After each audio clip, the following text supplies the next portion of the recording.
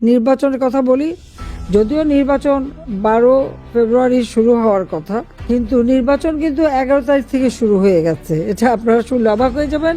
বিভিন্ন জায়গায় ভোট কাটা, বাক্স ভরা, ব্যালট সিল মারা, এগুলি বেশ উৎসব মুখর পরিবেশে এই রাত্রি 9টা-10টা থেকেই সিল মারা, বাক্স ভরা শুরু হয়ে গেছে। এমনকি বিভিন্ন জায়গায় ধরাও পড়ছে, আবার অনেক জায়গায় ধরা পড়ছে না।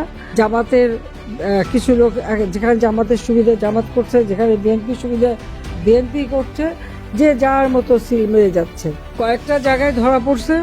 দাঁড়িপাল্লার এজেন্ট এইস্টের রেজাল্ট শিট সেটা তৈরি করা অনেক আগে থেকেই, 11টার মধ্যে সেটা তৈরি হয়ে গেছে। তা আবার একদিন আগে ভোট শুরু, ঢাকা 6 আমাদের সূত্রাপুর, সেখানে 23 নম্বর ওয়ার্ডে জুবিলি স্কুল ও কলেজ কেন্দ্রে ভোট শুরু হয়ে গেছে এখনই। সেখানে সমানে ভোট দিয়ে যাচ্ছে। এভাবে বলতে গেলে 12 তারিখ পর্যন্ত তারা অপেক্ষা করে নাই, 11 তারিখ থেকেই ভোট কারচুপি শুরু।